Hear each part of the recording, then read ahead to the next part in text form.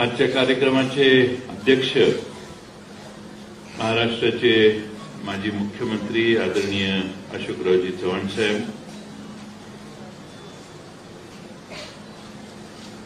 सुप्रसिद्ध अभिनेते आणि दिग्दर्शक सर्व महाराष्ट्राला परिचित महेश कोठारेजी, त्यांचे चिरंजीव आदिनाथ कोठारेजी, या ठिकाणी उपस्थित असणारे आमदार अमरनाथ राजूरकरजी, माजी पालकमंत्री आपले जिल्ह्याचे विखे सावंत साहेब, आमदार माधवराव जवळगावकर साहेब, आमदार मोहनअण्णा हंबर्डेजी, जितेश अंतापूरकरजी, आपल्या महापालिकेच्या महापौर जयश्रीताई कावडे, माजी आमदार वसंतराव चव्हाण, ईश्वरराव भोसीकर, ओमप्रकाश कोकर्णजी, हनुमंतराव बेटमुगलेकरजी, अविनाश घाटेजी, नांदेड जिल्हा काँग्रेस पक्षाचे अध्यक्ष गोविंदराव शिंदे नागेलीकर, आमच्या राष्ट्रवादी काँग्रेस पक्षाचे ग्रामीणचे अध्यक्ष हरिहर भोसीकरजी, शिवसेनेचे जिल्हा प्रमुख नांदेडचे दत्ता कोकाटेजी, सत्यप्रभा दैनिकाचे कार्यकारी संपादक संतोष पांढरे, या निमित्ताने ज्यांना सर्वांनाच आपण ऐकलं ते रामराव महाराज ढोकजी, डॉक्टर दीपक म्हैसेकर साहेब, शेखर देसरडाजी, कॅप्टन स्वाती महाडिक, या निमित्तानं उपस्थित राहू शकले नाही, पण त्यांचे प्रतिनिधी आहेत ते डॉक्टर विशंबर चौधरीजी, सर्वच मान्यवर आणि बंधू भगिनींनो, आज या ठिकाणी स्वर्गीय डॉक्टर शंकरराव चव्हाण साहेबांच्या जन्मदिनाचं औचित्य साधून आपण दैनिक सत्यप्रभा वर्तमानपत्राचा देखील आज या ठिकाणी पुनश्च चालू करण्याचा दिवस म्हणून आज दोन्ही कार्यक्रम एकत्रित, वर्धापन दिन सत्यप्रभाचा आणि स्वर्गीय शंकरराव चव्हाण साहेबांचे जन्मदिनाचं औचित्य साधून आज आम्हा सर्वांना या ठिकाणी निमंत्रित केलं आणि आज या ठिकाणी दैनिक सत्यप्रभाच्या वतीने कैलासवासी सौ कुसुमताई चव्हाण स्मृती पुरस्कार या व्यासपीठावरील सर्व मान्यवरांना देण्यात आला. प्रत्येकाने विशेष कामगिरी बजावलेली आहे. तर कॅप्टन स्वाती महाडिक यांची कामगिरी शक्यतो देशात मला वाटतं त्या पहिल्याच भगिनी आहेत की ज्यांनी पतीला वीरत्व प्राप्त झाल्यावर आज वीरपत्नी असताना देखील पुन्हा श्री गणेशा करून सर्व प्रकारचं ट्रेनिंग घेऊन सैन्य दलात सामील होण्याची भूमिका स्वीकारली. हे कदाचित जगातही असं कुठं घडलेलं असेल असं मला वाटत नाही की जे आमच्या स्वाती महाडिकांनी करून दाखवलं. आणि त्यामुळं महाराष्ट्रातल्या देशातल्या प्रत्येक मुलीला, प्रत्येक भगिनीला एक प्रेरणादायी असं व्यक्तिमत्व आपण आज सन्मानित केलं. त्याही लांबून आल्या. मला सकाळी पत्रिका बघितल्या, वाटलं त्यांचं भाषण ऐकायला मिळेल, पण चव्हाण साहेबांनी मला सांगितलं की प्रोटोकॉल प्रमाणे त्यांना भाषण करता येणार नाही. पण ही प्रेरणा कशातून मिळाली आणि आधी जिद्द कशी निर्माण झाली हे समजण्यास महाराष्ट्रातली सर्व लोक उत्सुक असतील असं मला वाटतं. आज रामराव महाराज ढोक साहेबांचं पहिल्यांदाच दर्शन झालं. त्यांच्याकडून देखील बरंच उत्तम मार्गदर्शन आम्हा सर्वांना झालं आणि मी त्यांना सांगितलं की तुम्हाला मी सांगलीला एकदा बोलवणार आहे.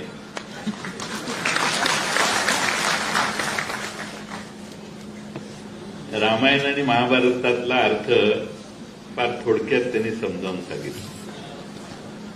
महाभारत चालू असताना रामायणाची किती गरज आहे हेही निर्ढावून चांगल्या पद्धतीनं त्यांनी आपणा सर्वांना सांगितलं. आपल्या सारख्या समाज सुधारणेसाठी प्रबोधन करण्याचा प्रयत्न करणाऱ्या व्यक्तिमत्वाचा आज या व्यासपीठावरून सन्मान केला. शेखर देसरडाजी यांनी स्वकर्तृत्वावर वडिलांच्या नंतर धुरा पुढे नेत अतिशय उत्तम उद्योग सुरू केले. औरंगाबादपर्यंत पोहोचणं ठीक आहे, पण अगदी ब्राझीलपर्यंत आणि जगाच्या सर्व खंडात जवळपास आला. त्यांनी त्यांची कार्यालय आणि त्यांचं काम सुरू केलेलं आहे. एवढा मोठा माणूस आपल्या मातीतला जगाच्या पुढे जातो याचा अभिमान आपल्या सर्वांना आहे. शेखर देसरडांचा देखील आपण सन्मान केला. विश्वंभर चौधरींनी इथं न येता आमचं बरंचसं काम केलं. त्यांचं मनोगत ऐकल्यावर सर्वांनाच कळलं असेल की सामान्य माणसाच्या मनात आज काय, आणि त्यामुळे ते जरी इथं आलेले नसले तरी त्यांचं मी आभार मानेन की या देशात काय चाललेलं आहे याची 2-4 वाक्य त्यांच्या भाषणात ऐकल्यावर, हे माझं मत नाही, पोकर्णाजी आपल्यासारख्या तिकडून परत इकडं आलेल्यांचंही मत नाही.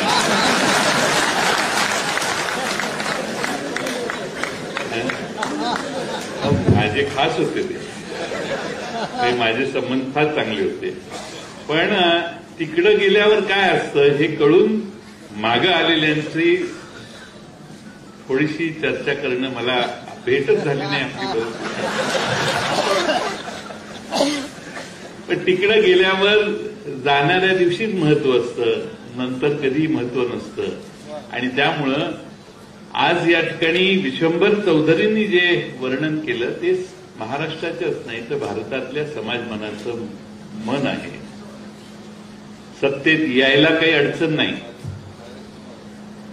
1, 2, 3, 4, 5, 6, 7, 8, 9 सरकार पाडणं आणि आमचं त्या राज्यात प्रभुत्व आहे दाखवणं हा एक वेळा अभ्यास या देशाच्या राज्यकर्त्यांना का निर्माण झालेला आहे हे आजही कुणाला कळायला पाहिजे. लोकशाहीने निवडून दिल्यानंतर सत्तेवर बसल्यानंतर राज्य करावं आणि जेव्हा लोकांना पुन्हा जाण्याची संधी मिळेल त्यावेळी लोकांना पटवून पुन्हा आपला राज्य निर्माण करण्याचा प्रयत्न करावा, हा साधारणपणाने स्वातंत्र्यानंतर आतापर्यंतच्या सगळ्यांनी अवलंबलेला मार्ग आहे. 7-7.5 वर्ष शंकरराव चव्हाण साहेब गृहमंत्री होते. महाराष्ट्रात तेव्हा ईडी कुणालाही माहित नव्हती. त्यावेळी बीडी माहीत असायची पण ईडी माहीत नाही. आता माणसं बीडी विसरले पण ईडी मात्र सगळ्यांना कळली. चव्हाण साहेबांनी त्यांच्या 7-7.5 वर्षात कधी असं एखाद्याविषयी शपथ घेताना देखील मी कोणाबद्दलही द्वेषभावना ठेवणार नाही, ममत्व भाव ठेवेन, कोणाबद्दलही सुडाची भावना ठेवणार नाही, अशा आशयाची शपथ मंत्री होताना आम्ही सगळेजण घेतो. पण त्या शपथेचा विसर सत्तेत आल्यावर सर्वच जण अलीकडे करायला लागले. ही भारतीय देशाच्या राज्यघटनेसमोर आणि लोकांच्या समोरचा सगळ्यात मोठा प्रश्न आहे असं मला वाटतं. सत्ता येते आणि जाते, काही अडचण नाही. आलेली सत्ता पुन्हा येऊ शकते, गेलेली. काही लोकांनी मी पुन्हा येईन पुन्हा येईन पुन्हा येईन, तुम्ही आठवण करून दिली आम्हाला. हा जो मीपणा आहे त्यापेक्षा अशोकरावजी चव्हाण साहेब आणि मी आम्ही सर्वजण पुन्हा महाराष्ट्राला सांगू इच्छितो की आम्ही पुन्हा 2024ला येऊच. सत्ता गेलेली आहे त्यामुळे थोडीशी आपल्या सगळ्यांच्या मनात थोडीशी किंचितशी 5-10% नाराजी असेल, मी नाही म्हणणार.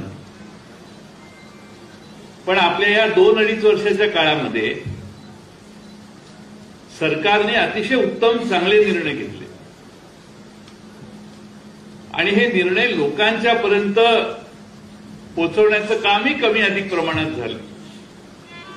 पण सत्यप्रभा सारख्या दैनिकाची गरज काय आहे तर जे चांगलं आहे ते लोकांपर्यंत पोहोचवण्याचा आता प्रयत्न प्रचंड प्रमाणात करावा लागतो.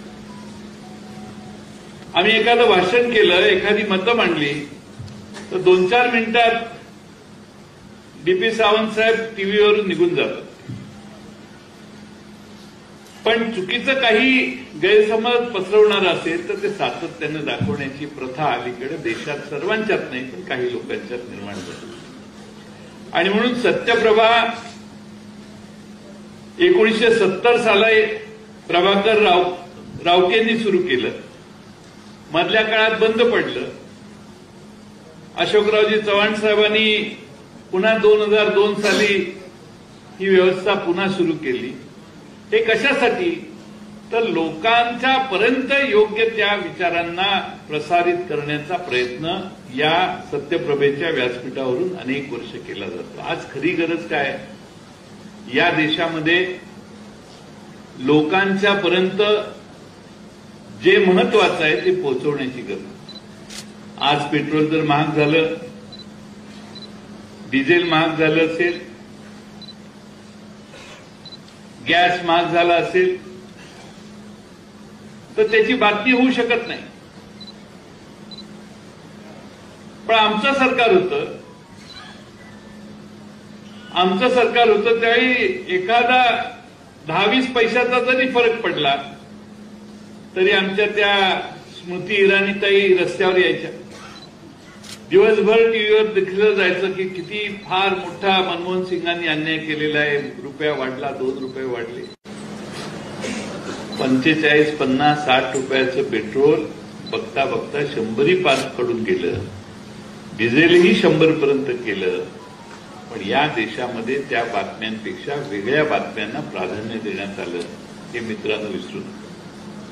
आज आमचे राज्याचे नवनिर्वाचित मुख्यमंत्र्यांनी मोदी साहेबांच्या आव्हानाला प्रतिसाद देत 3 रुपये आणि 2 रुपये कमी केलेले. आता 3 रुपये आणि 2 रुपये जे पेट्रोल आणि डिझेलचे कमी झाले आहेत, एक 3 दिवसात मोदी साहेब ती भरून काढतात. वेळ लागणार नाही. बघा तुम्ही, आज या देशामध्ये महागाई टोकाला पोचलेली आहे. या देशाच्या अर्थव्यवस्थेसमोर काही महत्वाचे प्रश्न निर्माण झालेले आहेत. महागाई म्हणजे पेट्रोल, डिझेल आणि गॅसच नाही. सिमेंट 400-450 रुपयापर्यंत मधल्या काळात पोचलेलं. डिझेल 30-32 हजार रुपये, स्टील 30-32 हजार रुपये टन होतं, ते 80,000 रुपये टनापर्यंत पोचलं. या देशात सामान्य माणसानं घर बांधायचा विचार आता करायचाच नाही, अशी व्यवस्था करण्यात आली. आज ते सगळं कमी पडलं.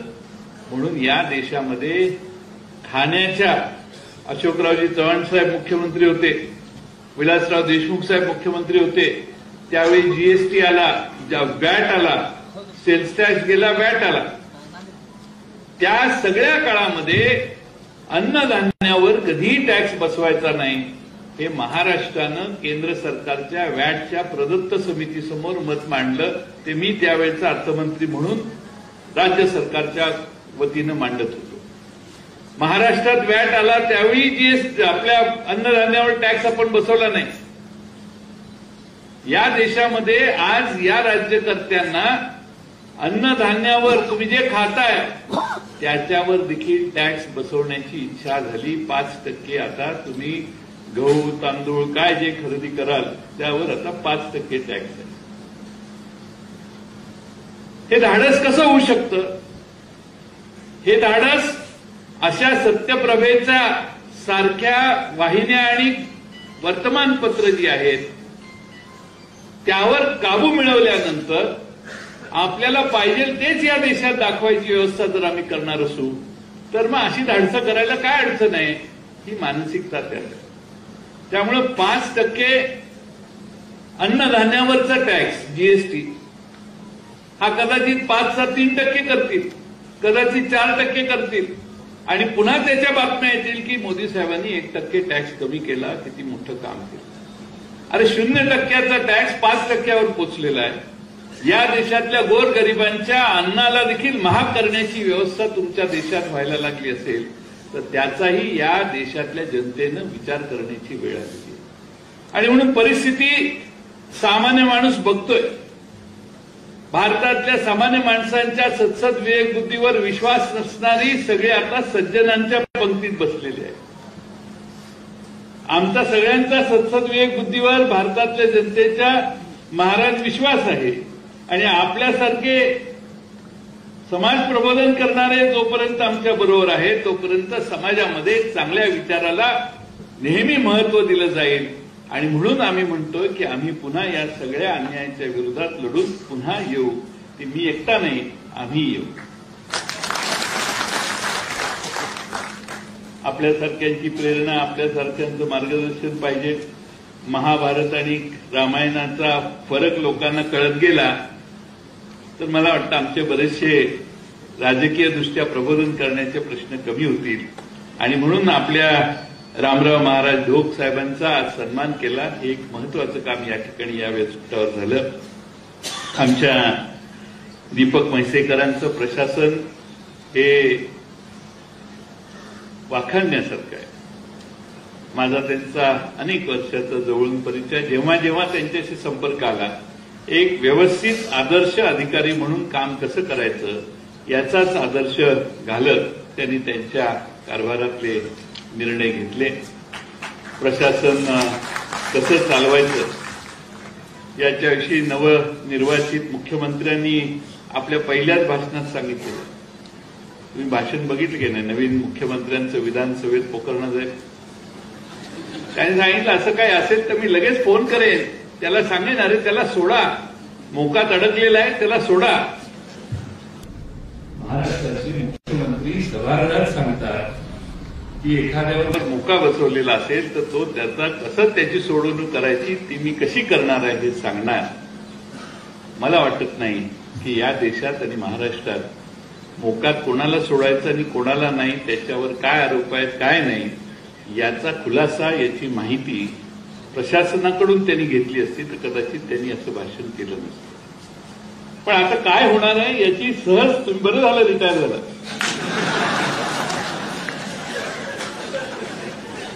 त्या अधिकाऱ्यांची पंचायत. आणि म्हणून आज एका चांगल्या सर्व सज्जनांचा सत्कार या ठिकाणी अशोकरावजी आपल्या उपस्थितीत या ठिकाणी होतोय. सज्जनांचा सत्कार करत असताना आदिनाथ कोठारे यांच्यासारख्या एका उत्कृष्ट आणि प्रतिभावंत अशा कलाकाराचा, अशा सिनेमात ज्यांची प्रभावी व्यक्तिमत्व आज महाराष्ट्र बघतोय त्यांचाही सन्मान करण्याची संधी मिळाली. आमच्यासारख्यांना काय नट जवळून बघायला मिळालं तरी आम्ही खुश असतो. तुमच्या वडिलांना मी अनेक वेळा भेटलोय पण आज तुमचा दर्शन झालं. मला मराठी चित्रपटाची परिस्थिती आता बरीच बदलली आहे आणि चित्रपटी थिएटरमध्ये जाऊन बघण्याची परिस्थिती आता राहिलेली नाही. घरात नेटफ्लिक्स पासून अनेक वाहिन्या आपल्याला वेगळे तुमच्या चॉईसचे सिनेमे दाखवायला लागले. एवढा प्रचंड बदल त्या सिनेसृष्टीच्या व्यवस्थेत आणि व्यवसायात झालेला आहे. आणि म्हणून आपल्या सर्वांच्या वतीनं आदिनाथ कोठारेंना मी मनपूर्वक शुभेच्छा देतो. त्यांच्या भावी कारकिर्दीला निश्चितपणाने एका उमेदीचा हा नट भारतात, देशात मराठी भाषेत आणि हिंदी भाषेत देखील चमकेल असा विश्वास बाळगतो. आज आपण सर्वांनी मला या ठिकाणी निमंत्रित आवर्जून केलं. अशोकरावजी चव्हाण साहेबांच्या भाषणात काही उल्लेख आले. संध्याकाळी सभा आहे त्याच्यावर मी निश्चितपणाने संध्याकाळी बोलेल. पण महाराष्ट्राच्या मराठवाड्याच्या तुटीच्या प्रदेशात पाणी जास्तीत जास्त आणण्याचे जे मूलभूत निर्णय आहेत ते आमच्या सरकारने घेऊन टाकले. मुकणे धरण, वैतरणीतनं मुकणे धरणात 12 टीएमसी पाणी, पहिल्यांदा 1 टीएमसी पाणी ट्रान्सफर करण्याची त्या धरणाच्या भिंतीत डिझाईन होतं. जेव्हा मी या खात्याचा मंत्री झालो त्यावेळी त्या मुकणे धरणाचं डिझाईन बदलायला लावलं आणि त्या धरणामध्ये 12-13 टीएमसी पाणी जास्तीत जास्त राहतं. त्यातले 12च्या 12 टीएमसी पाणी ट्रान्सफर होईल आणि मुकणे धरणातनं गोदावरी खोऱ्यात येण्याची, आणि आपण त्याचा उल्लेख केला, जे धरण फक्त आणि फक्त स्वर्गीय शंकररावजी चव्हाण साहेबांच्यामुळे मराठवाड्याला मिळालं, त्या पैठणच्या जायकवाडी धरणात ते पाणी 10 ते 12 टीएमसी पाणी येण्याची व्यवस्था पूर्ण झाली. डीपी सावंत साहेब टेंडर निघालेलं आहे. मी त्यांना घेऊन नारळ फोडायला जाणार होतो. आमचं ठरलं होतं, निरोपी झाले, पत्रिकाही छापल्या, पण त्या मुकणे धरणाच्या वैतरणीच्या काठावरची जी लोक आहेत त्यांची एक मागणी आहे की आमच्या जमिनी आम्हाला ज्या वापरल्या गेल्या नाहीत त्या परत द्याव्यात. जिल्हाधिकाऱ्यांच्याकडून ती प्रोसेस चालू आहे. 5-6 वेळा मी मीटिंग घेतल्या. आता जवळपास ती प्रोसेस संपेल. त्यांचं प्रोसिजर करून लिलावाने त्यांना जमिनी परत द्यायची प्रोसिजर पूर्ण होईल. त्यावेळी त्या मुकणे धरणाचं काम कदाचित या महिन्यात 1.5 महिन्यात चालू होईल. त्यावेळी वर्ष सव्वा वर्षातच ते काम पूर्ण होईल. आणि मराठवाड्यात माझा प्रयत्न होता 2024च्या निवडणुकीच्या आधी मराठवाड्यात जायकवाडी धरणात 10 ते 12 टीएमसी पाणी तिथलं आणायचं. त्याच्या खाली वैतरणीच्या खाली 7 टीएमसी पाणी आपण लिफ्ट करून आणणार आहे. तेही पाणी अतिरिक्त काही नाशिकला आणि उरलेलं आपल्या मराठवाड्यातल्या जायकवाडीच्या धरणात पोचवायचं, असा व्यवस्था केलेली आहे. त्याचबरोबर वळण बंधाऱ्यांना बरीच गती आपण दिलेली आहे. चव्हाण साहेब म्हटले मगाशी, त्यावेळी प्रचंड मोठ्या प्रमाणात बरीच कामं फॉरेस्टमध्ये अडकलेली वगैरे सोडवून आपण अंतिम स्टेजवर कामं सुरू होण्याच्या स्टेजवर आले. माझा अंदाज आहे की पुढच्या 24 सालापर्यंत आमचा प्रयत्न होता की 24 सालापर्यंत मुकणे धरणाचं हे 8-10 टीएमसी पाणी अधिक पलीकडून वळण बंधाऱ्याच्या मार्फत आणखी 4-5 टीएमसी पाणी अतिरिक्त काढायचं आणि इकडे आणायचं, वळवायचं, हा आमचा प्रयत्न होता. कदाचित 2027-2029 सालापर्यंत ते सगळे प्रकल्प पूर्ण झाले तर जवळपास 30 टीएमसी पाणी हे वळवण्याचं आपल्याला समाधान मिळाल्याशिवाय राहणार नाही. आणि म्हणून हे सगळे प्रयत्न करत असताना मराठवाड्याच्या तुटीवर काय मार्ग म्हणून बऱ्याच चर्चा झाल्या. आम्ही माजलगावच्या धरणाचा उल्लेख 75च्या नंतर झाला, त्यामुळे त्यातलं 19-19.5 टीएमसी पाणी आपल्याला नंतरच्या 102 टीएमसी मध्ये धरावं लागलं. सगळी फाईल बघून माजलगाव धरण कधी झालंय याचा अभ्यास करून आम्ही ते आधी झालेलं असेल तर त्याची आधी काउंटिंग झालं पाहिजे म्हणून ते केल्यानंतर अधिक 19-19.5 टीएमसीचं काम, 19-19.5 टीएमसी पाणी आता मध्य गोदावरीच्या खोऱ्यात आपल्याला उपलब्ध झालेलं आहे. आणि त्यामुळं तिथल्या प्रकल्पांना मोठ्या प्रमाणात मंजुऱ्या देण्याचं कामही आपल्या काळात झालेलं आहे. आपल्या दुसरा महत्वाचा निर्णय महाराष्ट्र आणि आंध्र प्रदेशमध्ये 98 साली करार झाला. त्यामधून देखील आपण ऊर्ध्व पैनगंगा प्रकल्पाच्या खालील भागात निम्न पैनगंगा प्रकल्पापर्यंत जवळपास 44 टीएमसी पाणी आपल्याला अतिरिक्त उपलब्ध झाले. ते पाणी रिव्हर्स घेऊन तुटीचं जे काम आहे, तुटीचा जो भाग आहे त्या आपल्या नांदेड आणि आपल्या मराठवाड्याच्या तुटीच्या प्रदेशामध्ये ते पाणी रिव्हर्स करायचं, असा प्रयत्न आपण त्यातनं करतोय. त्याची मी संध्याकाळी माहिती देईन. पण नांदेड, हिंगोली, यवतमाळ या जिल्ह्याला त्याचाही फायदा होणार आहे. त्यामुळे मराठवाड्यातल्या अशोक चव्हाण साहेबांना मी मान्यच केलं पाहिजे की किती पाठपुरावा करावा याचा मला वाटतं की महिन्यातून 2-3दा फोन यायचे. आणि आज जवळपास 14 अब्ज घनफूट पाण्यातून नांदेड जिल्ह्यासाठी आपण 14 प्रकल्पांना मान्यता दिलेली. आणि ते प्रकल्प जे आहेत ते पिंपळकोठा साठवण तलाव मुदखेड तालुक्यात, जानापुरी साठवण तलाव लोहा तालुक्यात, हळी साठवण तलाव देगलूरला, हावरगाव उच्च पातळी बंधारा देगलूरला, सुडंगी उच्च पातळी बंधारा देगलूर तालुक्यात लेंडी याच्यावर, हिंदोळा डोलारा साठवण तलाव लोहा तालुक्यात, गुंडा उमरा साठवण तलाव लोहा तालुक्यात, हिंदोळा साठवण तलाव लोहा तालुक्यात, मलकापूर साठवण तलाव लोहा तालुक्यात, दही कळंबा साठवण तलाव लोहा तालुक्यात, सावरगाव नसरत साठवण तलाव लोहा तालुक्यात, शेलगाव साठवण तलाव लोहा तालुक्यात, सावळेश्वर साठवण तलाव कंधार तालुक्यात, लाट खुर्द साठवण तलाव कंधार तालुक्यात असे आपण प्रकल्प मंजूर केलेले आहेत. त्याची टेंडरची प्रोसेस चालू केली आहे, लवकर निघतील.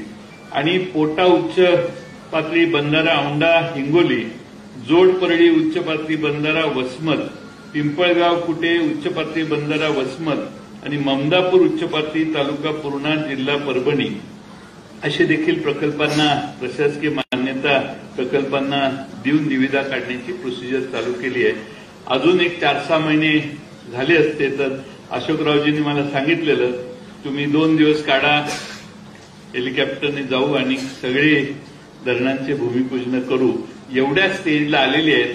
आता होतील भूमिपूजन थोड्या महिन्यात, 2 महिन्यात, 3 महिन्यात जर गतीनं काम केलं तर.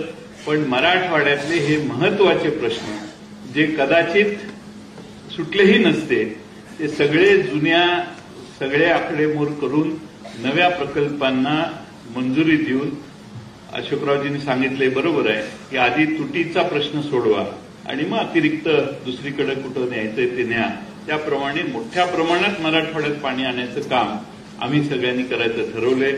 वैनगंगा टू नळगंगा याच्यातूनही थोडंसं टॅपिंग घेऊन मराठवाड्यात अतिरिक्त पाणी आणायचं, हाही प्रयत्न आपण त्या डिझाईनमध्ये केलेला आहे.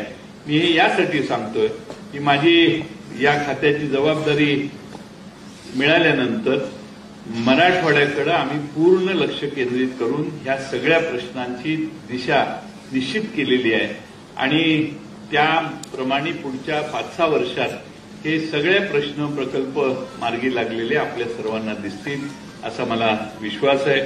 आता मी वाचताना लोहा तालुक्यातच जास्त प्रकल्प आहेत. आता तिकडे जाऊन बसायची काय गरज होती का? लोहा कंधार तालुक्यातच भोसीकर साहेब किती प्रकल्प आहेत. आता तिकडे जाऊन बसायची गरज होती का? पण कुठं बसलोय हेच कळत नसेल तर त्याला दोष आपण कसा द्यायचा. त्यामुळं लोहा ते उठा म्हटल्यावर उठत होते त्या दिवशी. तिकडं का बसलाय म्हणून सांगितल्यावर ते उठून इकडे येत होते. पण सांगायचा मुद्दा हा की आपल्या सरकारने जेवढं म्हणून करता येईल आणि मला सांगायला आनंद वाटतो की मराठवाड्यात ज्या ज्या ठिकाणी आम्ही फिरलो, दत्ता कोकाटेजी जिथं जिथं मी गेलो तिथं सर्व शिवसेनेच्या आमदारांनी माझं स्वागत केलं. अनेकांच्या घरी जाऊन मी नाश्ता केला, जेवलो. सगळे शिवसेनेचे आमदार खुश होते, काही अडचण नव्हती, काही तक्रारी कुणी कधी केली नाही आणि सगळ्यांचीच कामं केली. मी माझ्या दारात माझ्या कार्यालयात जर कोणी आलं तर त्याला मोकळं, कधी शिवसेनेचे असोत काँग्रेसचे असोत, शेवटी राज्य सर्वांचं आहे या भावनेनंच आम्ही सर्वांनी काम केलं. शेवटी आता तिकडे जायचं म्हटल्यावर काही कारणं दिली पाहिजेत. मी शिवसेनेच्या आमदारांच्या मतदारसंघात असताना कधीही कुठं म्हटलं नाही की इथला आमदार राष्ट्रवादीचा होईल, कधीही नाही. रेकॉर्ड काढून बघा. मी फक्त म्हणायचो स्थानिक स्वराज्य संस्था आहेत, आपल्याला निवडणुका इथे लढवायच्या आहेत. स्थानिक स्वराज्य नगरपालिका जिल्हा परिषदेत तरी आमचा पक्ष टिकावा हे प्रत्येक पक्ष बघतो. पण शेवटची टोकाची कारणं दिली. काही लोक गेली, कुणाला झाडं बरी वाटली, कुणाला डोंगर बरे वाटले, कुणाला हाटील एकदम ओके वाटलं. यांच्याबद्दल न बोललेलं तेवढं खरं आहे. पण हे कसे गेले? महाराष्ट्राचे समोरचे प्रश्न सोडवायला हे गेलेले नाही. हे लोकांच्यासाठी, लोकांची कामं होत नाहीत म्हणून गेलेले नाहीत. शेकडो कोटी रुपये प्रत्येक मतदारसंघात आपण खर्च केले आहेत, कोरोना असताना देखील हे गेलेले आहेत. त्या प्रत्येकाची किंमत काय हे आता महाराष्ट्रात आकडे बाहेर यायला लागले आणि त्यामुळं त्याच मतदारसंघातली लोक पोकर्ण साहेब म्हणतात, अरे आपल्या आमदाराचे सगळेच प्रश्न सुटलेले दिसत आहेत. जर अशा पद्धतीनं या देशामध्ये सत्ता परिवर्तन होत असतील तर मग निवडणूक लढवण्याची गरजच नाहीये. आपल्याला अधिकार घेऊन टाकले पाहिजेत आणि तुम्ही म्हणाल त्यांना नॉमिनेशन द्यायला पाहिजे. लोकांनी जनतेच्या समोर जाऊन निवडून यायचं आणि मग वेगवेगळ्या आमिषाला बळी पडायचं, हेही चित्र महाराष्ट्राच्या संस्कृतीच्या दृष्टीनं बरोबर नाही. आणि म्हणून शंकरराव चव्हाण साहेबांचं स्मरण का महत्वाचं आहे, तर त्या नेत्याने कधीही आयुष्यात विचलितपणा दाखवला नाही. जी पावलं टाकली ती ठामपणाने टाकली, जी पावलं टाकली ती स्वाभिमानानं टाकली. ज्या पद्धतीनं त्यांनी आयुष्य ऋषितुल्य आयुष्य घालवलं, त्यामुळे त्यांचा आज महाराष्ट्रात आणि देशात आजही सन्मान होतो. शेवटी आयुष्यात किती कमवले यापेक्षा किती माणसं जोडली आणि आयुष्यात तुम्ही काय केलं याला जास्त महत्व आहे. आणि शेवटच्या दिवशी ज्यावेळी अंत्ययात्रा माणसाची निघते ना, त्यावेळी माणसं काय बोलतात याला सगळ्यात जास्त महत्व आहे. बाकी सगळं ठेवूनच जायचंय. कुणाकडून कुणी किती घेतले याच्याविषयी बोलू आपण, विधानसभा अजून आहे आमच्याकडे, त्यावेळी बोलू. सगळ्यांनाच माहिती आहे. पण एवढा ढळढळीत घटनाक्रम आपल्या सर्वांच्या समोर आहे आणि त्यामुळे महाराष्ट्रातला सामान्य माणूस, सामान्य नागरिक, उद्धव ठाकरे फेसबुक लाईव्ह करायला लागले तर ढळाढळा रडायला लागल्या महिला भगिनी. उद्धवजी आमचे मुख्यमंत्री, त्यांनी आपलं मनोगत व्यक्त केलं. सत्ता सोडताना जो सहजपणा दाखवला, तो सहजपणा दाखवताना त्यांनी आपल्या महाराष्ट्रातल्या सामान्य माणसांची मनं जिंकली. तोच ठामपणा शिवसेना, राष्ट्रवादी काँग्रेस आणि काँग्रेसचा जर राहिला तर कोकाटे साहेब काही अडचण नाही. 2 वर्ष आपण सगळे ताकदीने हीच ह्याच्यासाठीच हे मोडलेलं आहे की आपण एकसंघपणानं पुढच्या निवडणुकीला गेलो तर आपल्याला पुन्हा 5-10 वर्ष जमणार नाही. या भीतीपोटी पडेल ती किंमत देऊन हे सरकार पाडण्याचं काम झालेलं आहे. आणि त्यामुळं आपला जो भगवा गळ्यातला आहे तो पवित्र आहे, तो भ्रष्ट झालेला नाही. आजही तुम्ही बाळासाहेब ठाकरे साहेबांनी तयार केलेल्या शिवसेनेच्या, त्यांच्या सुपुत्र आणि शिवसेना प्रमुख उद्धव ठाकरेंच्या बाजूने आहात. यासाठी खरं तुमचा इथं सत्कार केला. अशी प्रामाणिकता शिवसेनेच्या शिवसैनिकांमध्ये आहे. शिवसैनिक आणि आमदार याच्यात बरंच फरक आहे. आमच्यासारखा गेला तर आमच्या मतदारसंघात सगळेच जातात, पण शिवसेनेचा आमदार गेला तर शिवसैनिक जात नाही. हे महाराष्ट्राच्या इतिहासात एकदा नाही, दोनदा नाही, 3 वेळा सिद्ध झालं.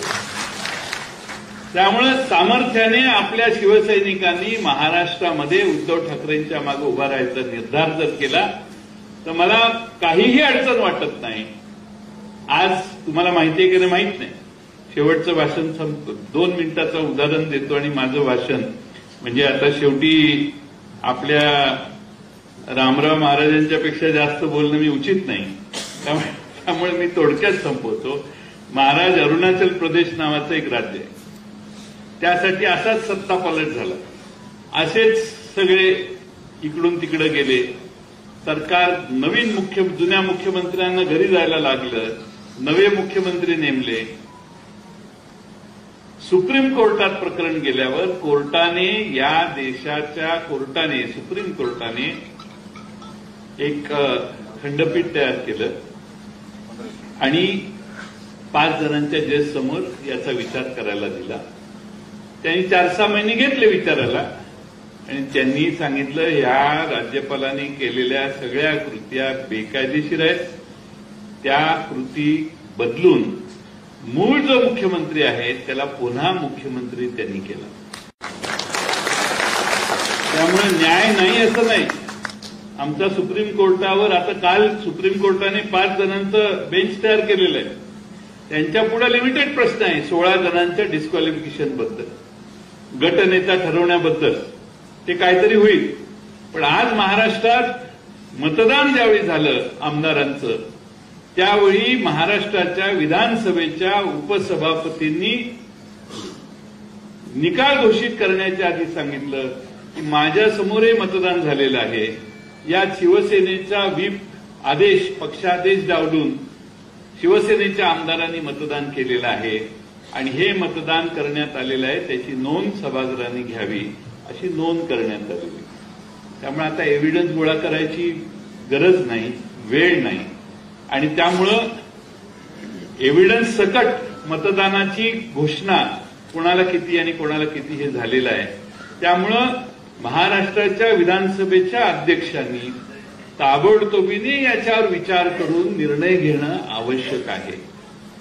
आज सुप्रीम कोर्टाने सांगितले आमचं होईपर्यंत निर्णय घेऊ नका. सुप्रीम कोर्टाकडे हे सगळे जे क्रॉस वोटिंग झालेलं आहे हे ज्यावेळी जाईल त्यावेळी आम्हा सगळ्यांना खात्री आहे की त्याचा निकाल वेगळा आल्याशिवाय राहणार नाही. अधिक बोलायची गरज नाही. न्यायालयात प्रकरण असल्यामुळे याच्यावर जास्त भाष्यही आम्ही करू इच्छित नाही. पण आपल्या महाराष्ट्रातल्या जनतेनं या सर्वांचा विचार करायला सुरुवात करायला पाहिजे आणि त्या सुरुवातीचा प्रसार महाराज आपल्यासारख्या मान्यवरांनी महाराष्ट्रात हे सगळं जे झालेलं आहे याच्यावर महाभारत आणि रामायण यांची तुलना करून आपण महाराष्ट्राला संबोधित कराल असा विश्वास मी बाळगतो. आपण सर्वजण या ठिकाणी एका चांगल्या कार्यक्रमाला मला येण्याची संधी दिली. मी आज या ठिकाणी आपल्या सर्वांचंच आभार मानेन. आज या निमित्तानं बाहेर पूर आहे, पाऊस मोठा झालेला आहे, तरी देखील सर्व मान्यवर उपस्थित राहिले. आपणही मोठ्या संख्येने उपस्थित राहिला त्याबद्दल आपल्या सगळ्यांचे मनपूर्वक मी आभार मानतो. आज आपण सर्वांनी मला इथं येण्याची संधी दिली. आपल्या सर्वांचे मनपूर्वक आभार मानतो. आदरणीय स्वर्गीय शंकररावजी चव्हाण साहेबांच्या स्मृतीला वंदन करतो आणि माझे 2 शब्द पूर्ण करतो.